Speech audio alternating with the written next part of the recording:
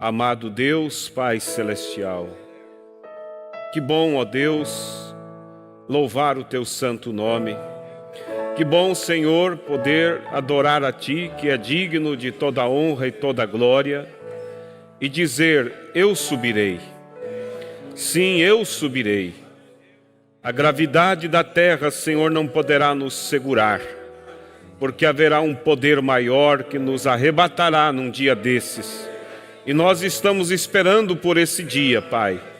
Tão perto está de nós sermos chamados para estar contigo. Mas enquanto esse dia não chega, Pai, nos ajude a viver cada instante aqui na terra, comprometido com o Senhor, comprometido com a Tua palavra, fazendo algo pela obra do Senhor. Venha, ó Deus, agora abençoar a palavra e falar com cada um de nós, no nome de Jesus Cristo. Amém. Boa noite, irmãos. Que Deus continue abençoando a todos no nome de Jesus. Amém? Você está feliz? Aleluia! Temos razão para estar feliz, né? Porque estamos na casa de Deus. Estamos diante daquele que é acima de todas as coisas. É uma honra, é um privilégio. Vamos abrir nossas Bíblias em São Mateus, capítulo 16. Versículo 17 e 18 de São Mateus. Enquanto os irmãos procuram, nossa saudação a todos que nos visitam e também a todos que participam através da internet. Amém? São Mateus 16, verso 17 e 18. E Jesus respondendo, disse-lhe: bem-aventurado és tu, Simão Bar-Jonas, porque não foi carne e sangue que te revelou, mas meu Pai que está no céu. Pois também eu te digo que tu és Pedro, e sobre esta pedra edificarei a minha igreja, e as portas do inferno não prevalecerão contra ela. Amém? Podeis assentar. O tema desta noite é as 5 identificações da Igreja do Deus vivo.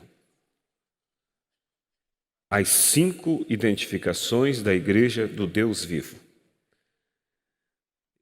Eu creio que Deus irá falar conosco, amém? E é um tema simples, mas sempre é importante a gente estar relembrando daquilo que nós já sabemos. Para nós que sabemos, é um reforço, e para aqueles que estão iniciando, é um conhecimento que faltava. Então, sempre é bom a gente repetir. E nós sabemos que o ponto principal da vida cristã é a salvação, a vida eterna, o arrebatamento. Esse é o ponto principal. E diante de tanta interpretação que existe, diante de tantas teologias, as pessoas ficam confusas concernente a saber o caminho certo. Eu me lembro de um livro que eu estava lendo, escrito por um padre, e este livro, ele dizia assim, o padre dizia, uma afirmação muito bonita, mas sem fundamentos bíblicos. Uma afirmação que agrada as pessoas. Ele dizia assim: o céu é como uma montanha. Aí ele explica, uma montanha, para chegar ao pico dela, você vai ter, na base desta montanha, muitos caminhos. E ele disse, o importante é que não importa o caminho que você tome, todos levarão ao pico da montanha. Resumo, ele dizia, e assim é Deus, toda religião levará a Deus. As pessoas aplaudem uma fala, uma expressão dessa, porque é algo moderno, é algo inclusivo, como eles dizem, que inclui todos, mas não é bíblico. Não importa o quanto bonito seja uma palavra, uma expressão, o importante é o quanto verdadeira ela seja. Porque, como falávamos esta manhã, a sinceridade não vai dar direito perante Deus.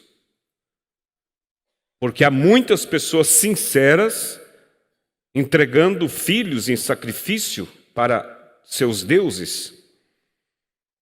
É uma sinceridade, mas não é uma sinceridade bíblica. A única sinceridade que Deus recompensa é a sinceridade em sua palavra. Fora disso, Deus não tem compromisso. E veja vocês que Jesus afirmou e disse: eu sou o caminho, a verdade e a vida.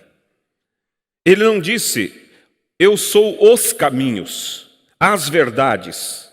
Não, eu sou o caminho, a verdade e a vida. Há um só caminho. Há um só caminho que conduz à vida eterna. A Bíblia diz que há dois caminhos, um que conduz à vida eterna e há o outro que conduz à perdição. Então, é importante nós observarmos que somente aquele caminho que estiver alinhado com as Escrituras, esse é o que nos vai dar a recompensa da vida eterna. Eu lembro-me da história de um índio, guia turístico, e ele conduzia as pessoas ali naquelas matas, e principalmente para uma cachoeira que havia dentro da mata. E muitas pessoas vinham para visitar aquela cachoeira. Em um determinado dia, o índio estava conduzindo algumas pessoas, e entre eles havia um tagarela que estava só perguntando, só importunando aquele índio. E dizia: índio, você tem certeza que esse é o caminho? E o índio continuava guiando. E quanto mais andava, pior ficava o caminho. Por peraus, ribanceiras, espinheiros, cipueiras. E cada pouco aquele homem interrogava: você está certo do caminho? De repente ele disse: não há um caminho melhor para nós irmos? Esse caminho quase não dá para transitar. O índio perdeu a paciência e olhou para ele e disse: eu sou o caminho, me siga. Ou seja, eu sei o que estou fazendo, somente me siga. Assim, também nós observamos concernente à palavra de Deus. Ele é o caminho, a verdade e a vida. Há muitas coisas que nós não compreendemos nas Escrituras, mas a Bíblia nunca nos chamou para compreender. Você nunca viu Jesus dizendo: vocês compreenderam? Você nunca viu Jesus dizendo: se compreenderem, terás a vida eterna. Mas você vê ele dizendo: se crer. Toda vez ele chama para crer, para tomar a sua palavra. Amém? Então, concernente à vida eterna, irmão, o que nós queremos é acertar o alvo. Nós não podemos arriscar. Não é como para o moço que vai fazer faculdade, faz o vestibular, e na primeira chamada ele fica fora, mas ele diz: não há problema, vai haver repescagem. Não, quanto à vida eterna, não há repescagem. Quem acertou, acertou, quem errou, errou. Não tem como voltar e fazer melhor. Por isso, não se brinca quanto a isso, irmãos. Isso nós devemos fazer o quê? Baixar a cabeça e seguir para o alvo. Como disse Jesus, aquele que toma a mão no arado e olha para trás, não é digno do meu reino. Quantos aqui foram lavradores, ou pelo menos conheceram essa lida? Você sabe que o lavrador ele tem que estar cuidando a pá do arado, porque se ele ficar olhando, vai entortar a verga, vai estragar as coisas, principalmente quando ele vai, às vezes usa o arado para limpar e jogar terra em cima da raiz da planta. Já pensou? Ele ficar olhando para os lados, vai estar arrancando a planta. Assim é concernente a fé. Quem toma esse passo e fica olhando para o lado, para as dúvidas, não é digno do reino dos céus. No deserto, às vezes as pessoas pensam que tudo é árido, tudo é aquilo sem vida, sem cores. Não é assim. Existem flores e flores lindas no deserto. Inclusive tem nas floricultura por aí para vender aquelas rosas do deserto. Há flores muito lindas no deserto. E existe um perigo para os turistas no deserto. As pessoas, elas pegam o mapa, elas pegam ali as instruções do guia e mantimento, água, alimento, para fazer uma determinada trilha. Mas a instrução do profissional é: não saia por nada da trilha. Mas muitos morrem. Por quê? Porque enquanto estão caminhando, eles avistam algo bonito. Eles avistam uma dessas rosas do deserto, uma dessas flores do deserto. E é claro que ele vem na hora já o que o instrutor disse: não saia da trilha. Mas a razão vai dizer: é só ali. Vou ali, tomo e volto. Ele vai até ali, algo lhe chama mais atenção para frente um pouco, é só até ali. Vai mais até ali, e 2 ou 3 tentativas dessa, perde a linha de volta. E no deserto, quando você olha, tudo igual. E começa a andar, e cada vez vai se distanciando mais, até morrer no árido deserto. Assim acontece com a fé de muitas pessoas. Elas estavam determinadas a chegar, elas estavam determinadas a serem salvas, mas no caminho alguma coisa lhes chamou a atenção. Uma música, uma moda, sei lá, quem sabe alguém que lhe provocou e ele disse: olha, eu sou crente, como dizem alguns por aí, mas meu facão não é. Você já ouviu essa expressão? Isso é uma zombaria para Deus. Se você é crente, toda a tua vida, todo você é crente, pronto. E o que você tem é crente também. Que tipo de crente é esse? Entende? Mas muitos são atraídos por alguma coisa aqui, outra coisa ali, e não conseguem achar o retorno. Mas nós estamos aqui para meditar nisso. Nós somos chamados para um alvo, para a vida eterna. Agora, se nós estamos caminhando para a vida eterna, aí eu quero chamar a atenção. Por favor, preste atenção. Como saber que nós realmente estamos no caminho certo? No início eu mostrei aqui que as mentes modernas dizem: todos os caminhos levam a Deus. E eu disse que não é bíblico. A Bíblia diz que há um só caminho. Alguém me perguntou outro dia: se a Bíblia é uma só, por que existem tantas religiões? E a resposta foi clara: por causa das interpretações dos homens. Eles tomam as Escrituras e dizem: está escrito isso, mas eu penso que isso significa aquilo, e cria sua igreja. O outro diz: eu penso que significa aquilo outro, e assim cria outro grupo.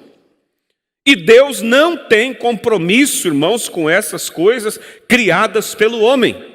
Deus tem compromisso unicamente com a sua palavra.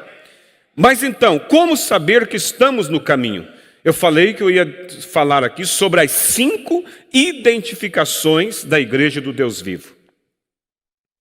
Se você tem uma nota de um determinado valor, você quer identificar se ela é verdadeira, há itens ali que você tem que avaliar, ver se bate com a nota real. E nós vamos falar aqui sobre 5 principais identificações que identifica a Igreja do Deus Vivo. Para que você saiba, eu estou nessa igreja que tem essa identificação, e alguém que olhe e diga, não, eu não estou seguindo ainda esse caminho, é hora de você seguir, porque o tempo é avançado. Quais são as 5 identificações? Primeira identificação, nós temos que saber primeiro o que é uma igreja. Parte desse princípio. Porque se eu não sei nem mesmo o que é igreja, como eu vou saber identificar qual é a igreja que está certa? É uma lógica. Segunda identificação. Quem constituiu essa igreja? Terceira, qual é a mensagem desta igreja? Quarta, como nos tornar membro dela? E quinto, como podemos chegar ao céu sem ser membro dela? Esses 5 tópicos eu quero observar com vocês. Vamos partir do princípio. O que é a igreja? Me lembro, faz muitos anos eu fui levar um cliente do irmão Enio, quando ele tinha ainda a empresa dele lá em Descanso, e eu peguei esse cliente dele no aeroporto e levei até Descanso. E no caminho, conversando com esse empresário, entramos sobre a questão da salvação, e eu fui explicar para ele que existe muitas igrejas, mas há uma que é a correta, aquela que está seguindo a palavra. Eu disse, a palavra igreja significa os chamados para fora. E ele me interrompeu e disse, não seria os chamados para dentro? Quer dizer, chamar para dentro da igreja? Eu falei, não, não é isso. A palavra igreja significa os chamados para fora. Por quê? Porque fomos chamados para fora do mundo. E aí nós vamos para os tipos bíblicos. Israel é o tipo da igreja. Israel não foi chamado de igreja enquanto estavam no Egito. Você vai observar que Israel no Egito não era biblicamente chamada de igreja, mas de uma nação. Mas quando Israel foi chamado para fora do Egito e começou a caminhar com Deus no deserto, ali ele se tornou a igreja de Deus. Então, o que é a igreja? Igreja é os chamados para fora. Quando você vê um grupo que diz ser a igreja e não foi chamado para fora do mundo, somente mudou o rótulo de tal religião para tal religião, mas a vida continua a mesma, não tem diferença do mundo, então esse não é a igreja de Deus. Porque a verdadeira igreja de Deus é os chamados para fora. Ainda dentro dessa identificação, no Antigo Testamento você vai ver que a igreja de Deus era chamada o reino de Deus. Deus é um rei e a igreja é o seu domínio. Amém? Já no Novo Testamento a igreja é chamada o império messiânico.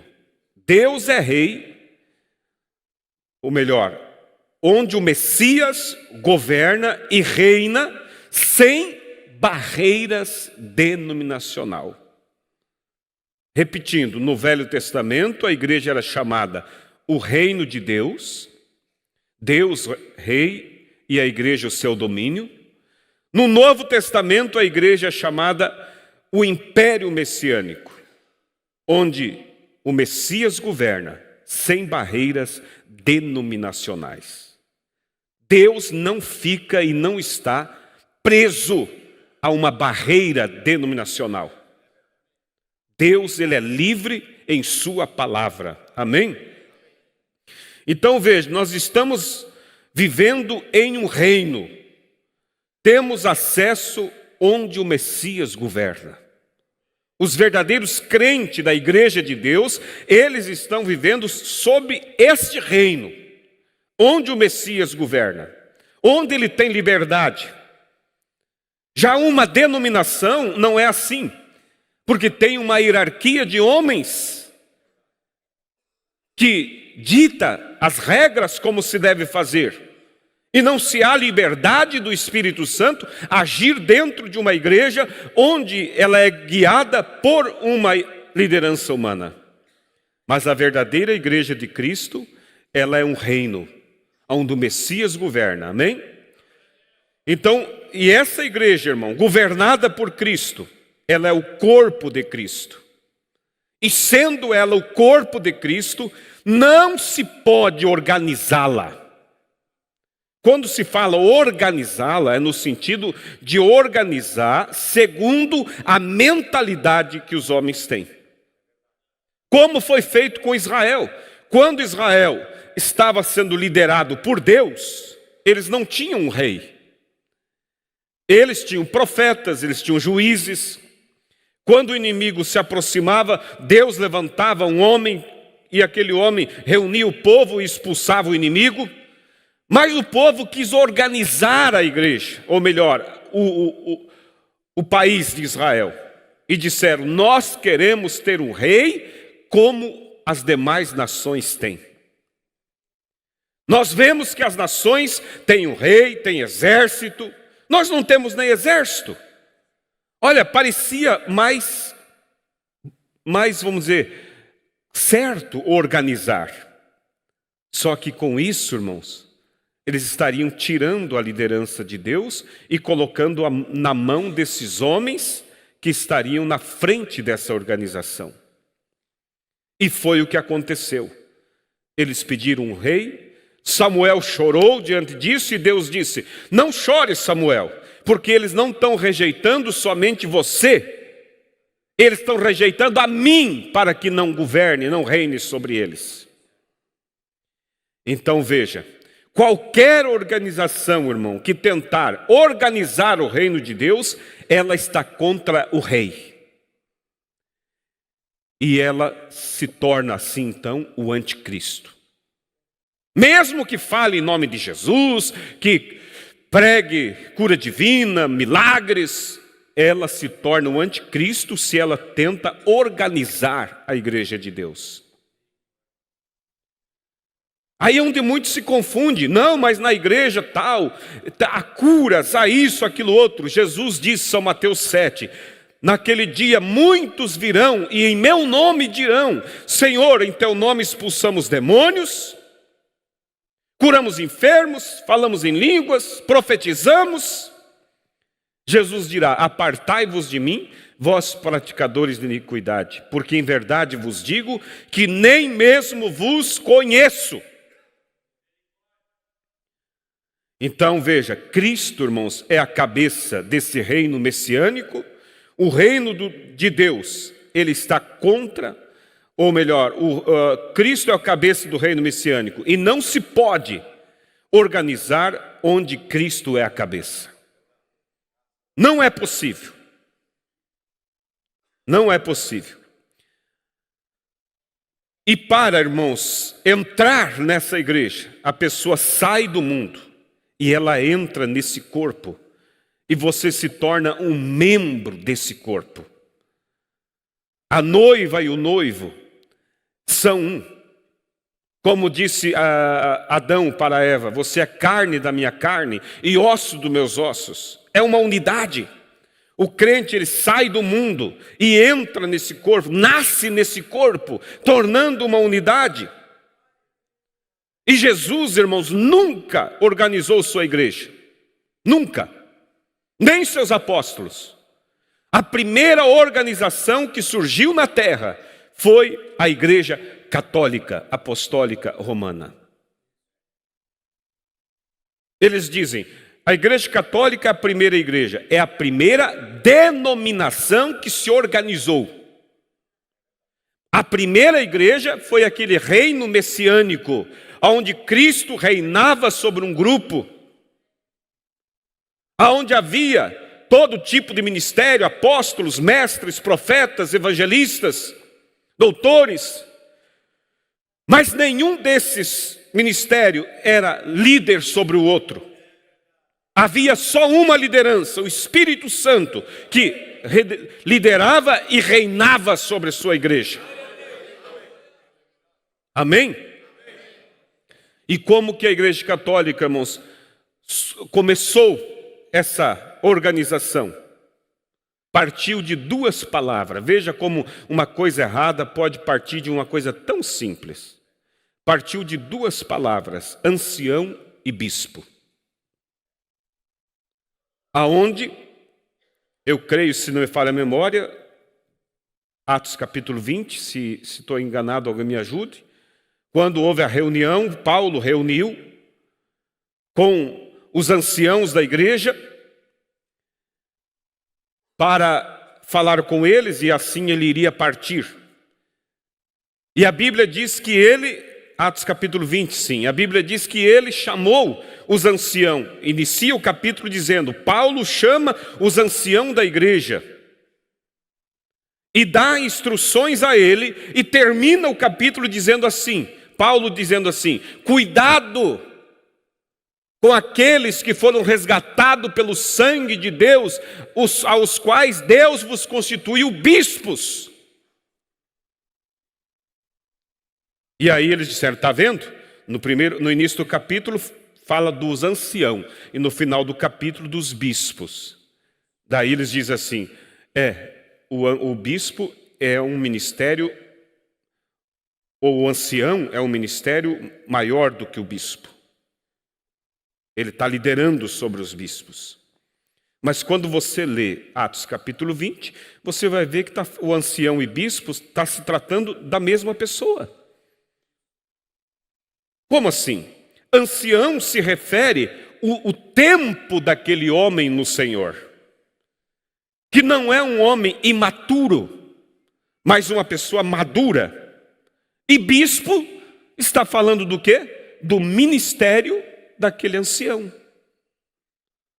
O que é o ministério de bispo? Bispo quer dizer aquele que supervisiona, ou seja, que cuida, que apacenta, é mesmo que pastor, que apacenta as ovelhas.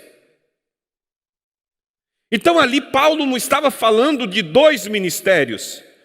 Ele somente, ao falar sobre aquele grupo de ministros, primeiro ele os chama de ancião e depois ele os chama os mesmos de bispo. Porque eles eram bispos anciãos, bispos maduros. A igreja compreendeu? Amém? E então, ali no princípio, a Igreja Católica disse, veja, são dois ministérios. E logo se criou então, eu quero ser então o ancião, para estar mandando sobre o bispo.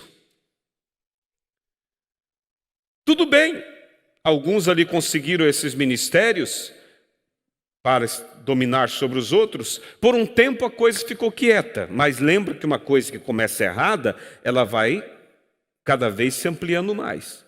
Logo surgiu alguém, calma, mas se o ancião manda no bispo, quem é que manda no ancião?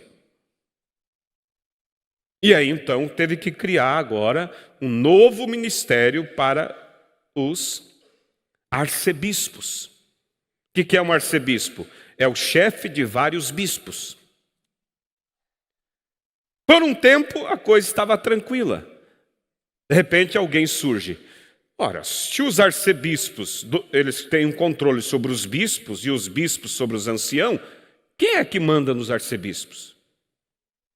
Teve que surgir um outro ministério agora, com o cargo de cardeal. Passou o tempo, alguém disse, mas se o cardeal tem domínio sobre os arcebispos, o arcebispo sobre os bispos e o bispo sobre os anciãos, quem manda nos cardeais? Aí teve que entronizar um chefe supremo humano chamado Papa, que ficou na ponta ali da pirâmide. Isso formou a primeira denominação, uma organização de homens, e tirou o Espírito Santo de lado. Alguém diz, mas é só a Igreja Católica que é uma denominação?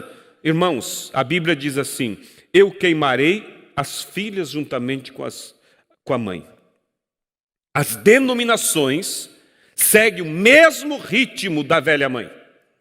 Você vai ver que todas elas vai ter a base, os que estão acima daquela base governando na hierarquia e até o papinha, que é o chefe nacional ou mundial daquela igreja. Por isso que Deus perdeu a preeminência dentro do sistema do homem. Você pode sentar com um pastor e ensinar as Escrituras e mostrar que o batismo bíblico é em nome do Senhor Jesus Cristo e que não há outro batismo nas Escrituras. E eles dirão assim, eu entendo, mas eu não posso pregar, senão eu sou excluído da igreja. Eu perco o meu cartão de pastor. Por isso nós vimos aqui que a igreja de Deus é um corpo, não uma organização. Ela é um organismo, não uma organização. Aleluias! O que é um organismo? O organismo tem vários membros também, mas não tem um membro chefe do outro. Todos os membros trabalham um para o outro em uma coletividade. Todos os ministérios estão para o bem-estar da igreja, sem a liderança de um papa, de um chefe. E Apocalipse, vou ler aqui para vocês, versículo 17. A igreja está compreendendo, amém?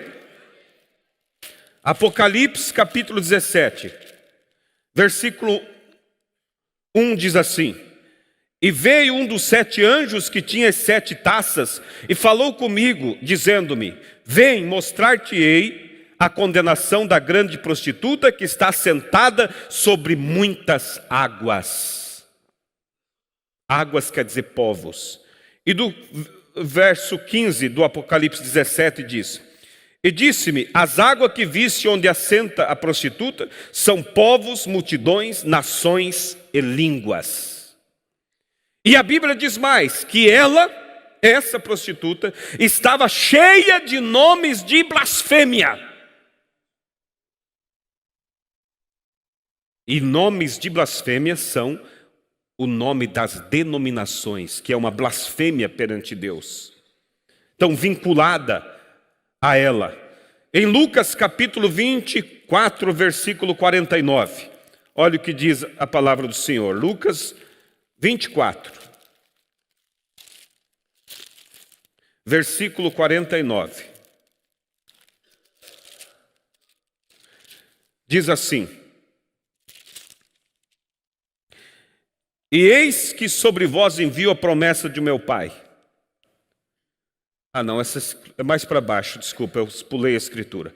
Então veja, irmãos, que a Bíblia diz que sobre a cabeça da prostituta estava cheia de nomes de blasfêmias.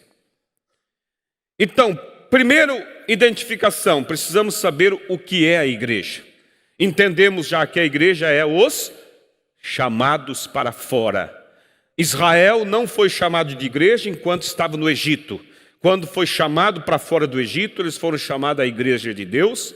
No Antigo Testamento a igreja era chamada o reino de Deus. Deus reinava sobre a igreja era o seu domínio. E no Novo Testamento é chamado o Império Messiânico, onde o Messias governa e reina, sem barreiras denominacionais. A verdadeira igreja, então, ela é o quê? O corpo de Cristo na terra. Amém? Compreendemos, então, o que é a igreja? Agora, o segundo passo. Já sabemos o que é a igreja. Quem a constituiu? Porque está cheio de igrejas aí com o nome fundador fulano de tal, fundador fulano de tal. Mas a igreja de Cristo, essa que estamos falando, que não é uma denominação, não é um sistema. Quem a constituiu? Quem a constituiu? Nós vamos ver em Lucas, agora sim, 24, verso 49. E eis que sobre vós envio a promessa de meu Pai, ficai sobre a cidade de Jerusalém, até que sejais revestidos de poder. Foi o Espírito Santo que constituiu a primeira igreja, descendo como uma forma de línguas de fogo sobre aqueles discípulos, enchendo eles com o Espírito Santo. Aleluias! Atos capítulo 1 também, falando ainda sobre quem a constituiu. Atos 1, versículo 8. Mas recebereis a virtude do Espírito Santo que há de vir sobre vós, e ser-me-eis testemunhas, tanto em Jerusalém como em toda a Judéia e Samaria, e até aos confins da terra. Efésios capítulo 1, versículo 22 e 23. E sujeitou todas as coisas a seus pés, e sobre todas as coisas o constituiu como cabeça da igreja, que é o seu corpo, a plenitude daquele que cumpre tudo em todos. A quem ele constituiu como cabeça da igreja? O Espírito Santo. Aleluias!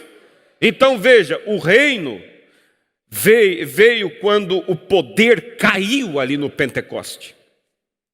Colossenses, vamos ler ainda, capítulo 1, versículo 17 e 18. E ele é antes de todas as coisas, e todas as coisas subsistem por ele. Ele é a cabeça do corpo da igreja, é o princípio e o primogênito dentre os mortos, para que em tudo tenha a preeminência. Então quem constituiu essa igreja? O Espírito Santo. Ele é o cabeça dessa igreja. Ele é o que lidera essa igreja. Não era Paulo, não era Pedro, não era João. Paulo, Pedro, João, Tiago, cada um deles eram vasos de Deus. Você não encontra na Bíblia um sendo chefe do outro. Agora que sabemos o que é a igreja e quem a constituiu, a terceira identificação, qual é a mensagem desta igreja? Porque você, compreendendo isso, você vai se identificando com a igreja verdadeira. Qual é a mensagem desta igreja? O que é que ela prega? Primeiramente, irmãos, nós devemos ver que a primeira mensagem que este corpo, igreja, deve ensinar, está em Lucas capítulo 24. Lucas 24.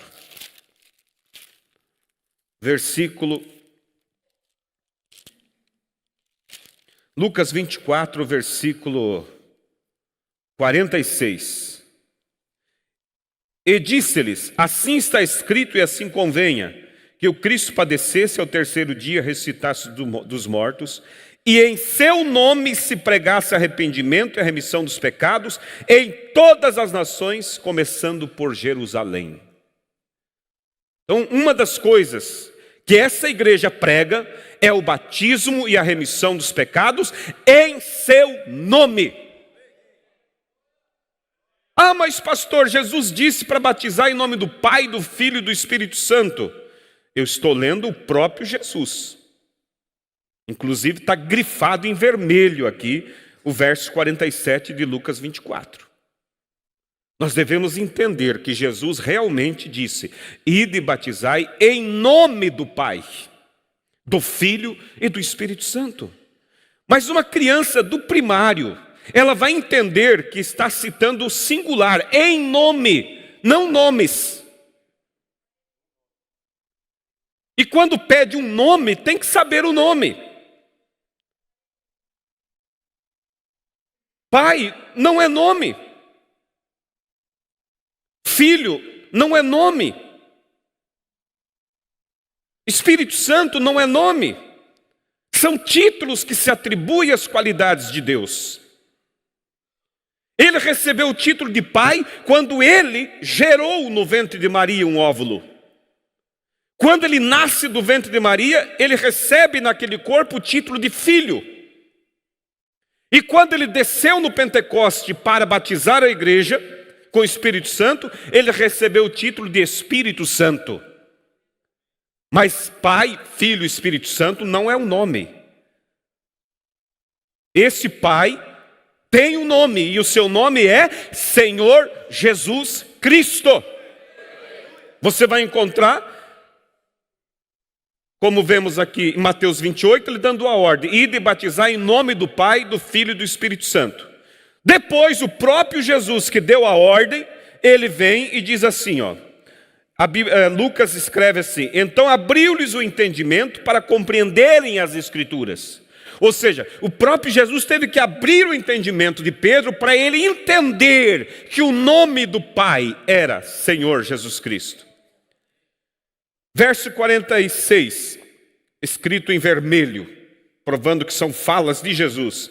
Assim está escrito, e assim convinha que o Cristo padecesse e ao terceiro dia ressuscitasse dos mortos, e em seu nome se pregasse o arrependimento e a remissão dos pecados. O próprio Jesus que deu a ordem em Mateus 28, 19, ele em Lucas 24, 47, explica esta ordem, dizendo que o nome é o seu, em seu nome se pregasse a remissão dos pecados. Amém? Então vamos um pouquinho mais. Terceira identificação, qual é a mensagem que ela deve pregar? Já citamos aqui algumas coisas como o batismo. Hebreus 13, verso 8 também faz parte da mensagem que ela deve pregar. Jesus Cristo é o mesmo ontem, hoje e eternamente. Atos capítulo 5, verso 32. Vamos citar só algumas coisas, porque senão nós passaríamos o tempo todo aqui. Atos 5, verso 32. E nós somos testemunhas acerca dessas palavras, nós e também o Espírito Santo que Deus deu àqueles que lhe obedecem.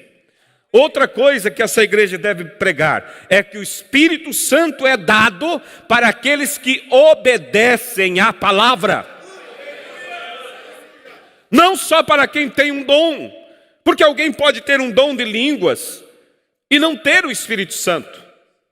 Mas há igrejas que pregam que se falou em línguas recebeu o Espírito Santo. Mas Salmo capítulo 68, verso 18, diz o quê? Que os dons e vocações, os dons são dados sem arrependimento. Mas Atos 5,32 diz que o Espírito Santo é dado para quem? Para aqueles que obedecem. Então essa igreja deve pregar isso, que o Espírito Santo é dado para quem guarda a palavra, quem vive a doutrina. O Evangelho é o poder de Deus para desenvolver esta obra. Essa igreja deve pregar São João, capítulo 3, necessário vos é nascer de novo. Essa igreja deve pregar que não há uma Santíssima Trindade, porque isso é uma doutrina de homens. Mas São João capítulo 10, 30, eu e o Pai somos um. Uma teologia vai dizer, é um em pensamento, é um em essência. Irmãos, é um na totalidade. Porque a Bíblia diz, ouve ao Israel, o Senhor teu Deus, que é o único Deus, e fora dele não há Salvador.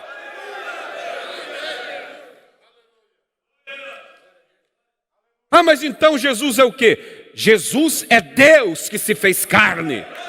Jesus não é uma segunda pessoa da Trindade. O Espírito Santo não é uma terceira pessoa da Trindade. O Espírito Santo é Jesus na forma de Espírito vivendo hoje na igreja. Eu irei e voltarei para vós, disse ele. E ele voltou na forma de Espírito Santo. Então agora que nós já sabemos o que é a igreja, nós já sabemos quem a constituiu e nós já sabemos o que essa igreja deve pregar. A quarta identificação é como podemos então nos tornar membro dela? Será que colocando o nome no livro da igreja você já tornou membro dela? Por um aperto de mão? Ou por ser batizado? Veja, nós não podemos e ninguém pode se unir a ela. Eu sou Borges Vieira e eu nunca me uni à família Borges. Eu nasci nela. Você não pode se unir à igreja de Deus. Você tem que nascer na família de Deus. Amém?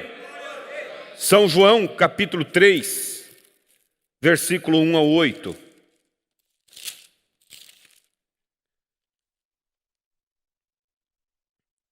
E havia entre os fariseus um homem chamado Nicodemos, príncipe dos judeus. Este foi ter com Jesus à noite, e disse-lhe: Rabi, bem sabemos que és mestre vindo de Deus, porque ninguém pode fazer esses sinais que tu fazes se Deus não for com ele. Jesus respondeu e disse-lhe: na verdade te digo que aquele que não nascer de novo não pode ver o reino de Deus. Como nascer de novo? Quando você morre para o mundo e você começa a se alimentar de Cristo e da palavra, e uma nova natureza nasce. Uma natureza segundo a natureza de Cristo, e aí então o Espírito de Cristo vem e sela essa nova natureza. Aleluias! Você sabe que pode pegar um pé de laranja e enxertar vários galhos de outras frutas cítricas. E aqueles galhos vão produzir. Você enxerta toranja, pocã, limão. E eles vão produzir segundo a natureza deles. E não importa o quanto aquela laranjeira seja laranja. Aqueles galhos, mesmo enxertados ali, vão produzir segundo a natureza deles. Se enxertar um galho de limão, todo ano aquele galho vai produzir limão. Mas tem uma coisa: se brotar do tronco da laranjeira um novo broto, e dali surgir um novo galho, ali nascerá laranjas. Infelizmente é o que tem acontecido. As igrejas, elas têm partes da Bíblia, e elas vão e se enxertam em Cristo. Elas não querem nascer de Cristo, porque para nascer de Cristo, elas têm que se livrar de tudo que elas pensam e crê e acham.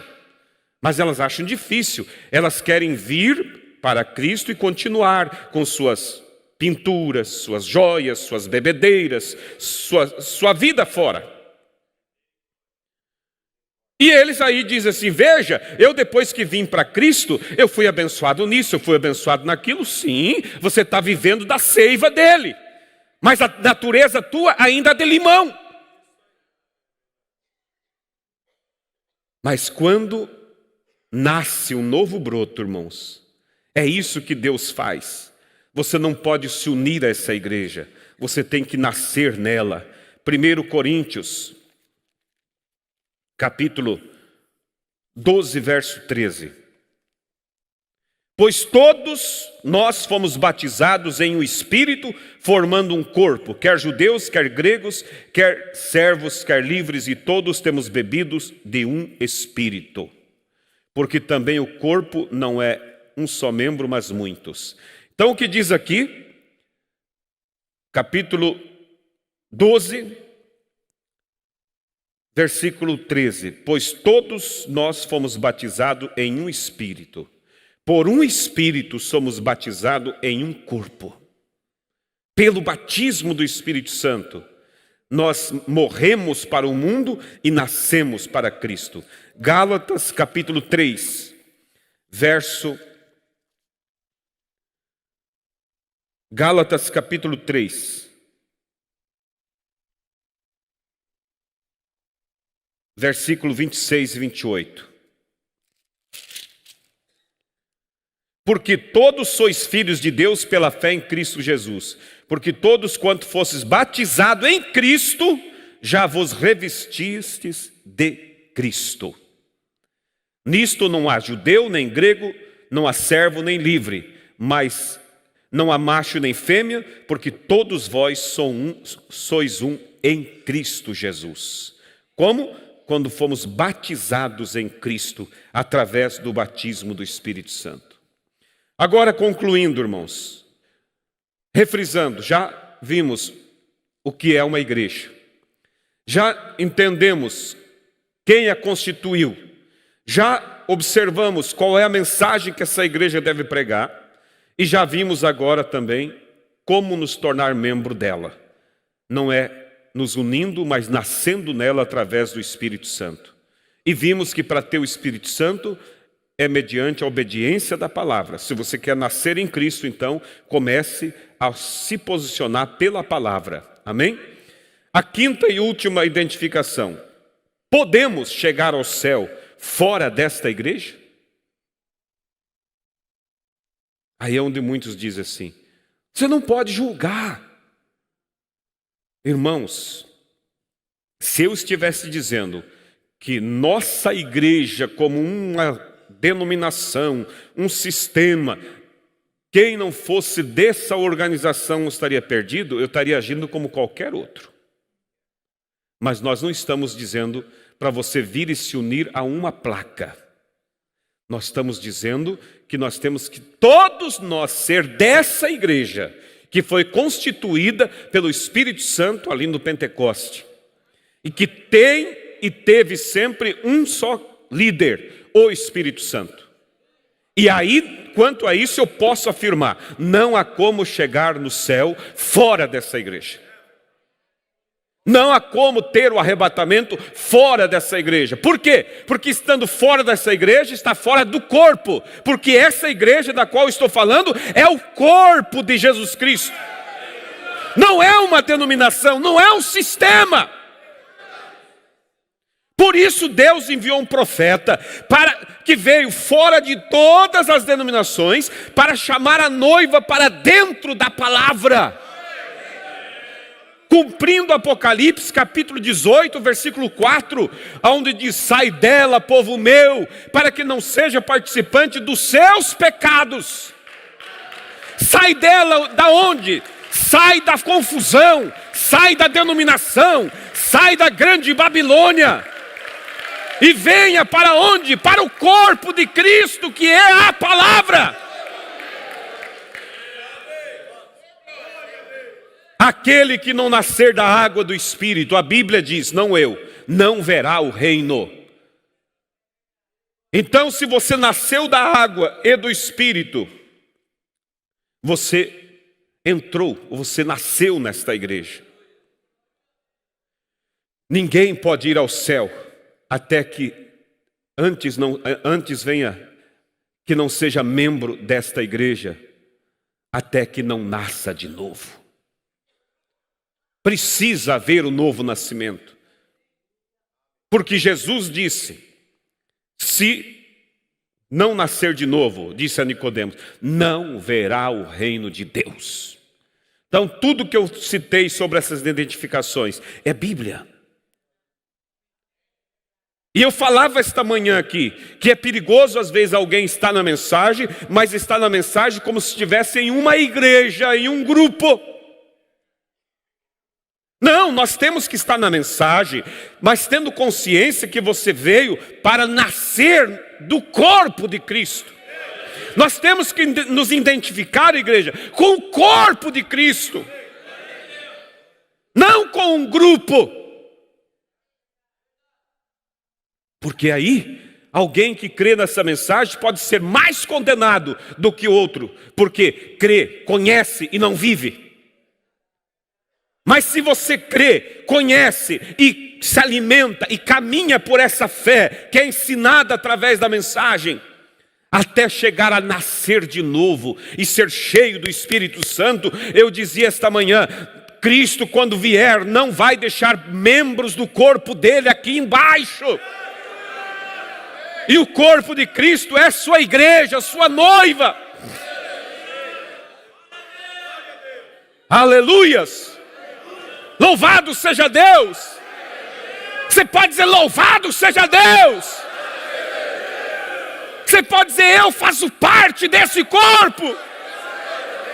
Vamos nos colocar de pé. Esse é o corpo de Cristo. É esse corpo que será arrebatado. É esse corpo que será levado. Não há perigo de ficar para fora não, igreja. Porque ele vem não para buscar uma denominação. Ele vem para buscar o seu corpo. Aleluia! E o seu corpo é constituído de pessoas de todas as raças, tribos, línguas e nações. Deus está reunindo a sua noiva de todos os cantos da terra para fazer dela um povo diferente, um povo especial.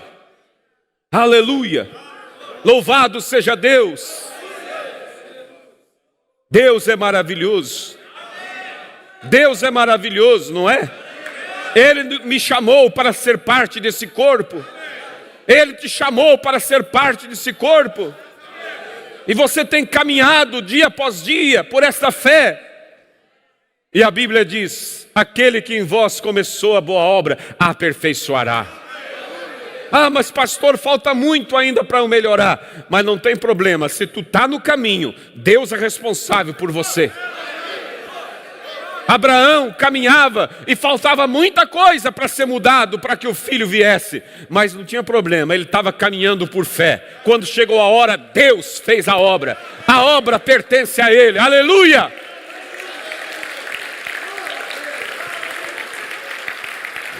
Vamos cantar obra santa do Espírito. Que obra é essa, irmão? Esta obra que ele fez, que ele começou na sua vida. Aleluia! Você é feliz? Você não veio para se unir a essa igreja. Você nasceu nela através do batismo do Espírito Santo.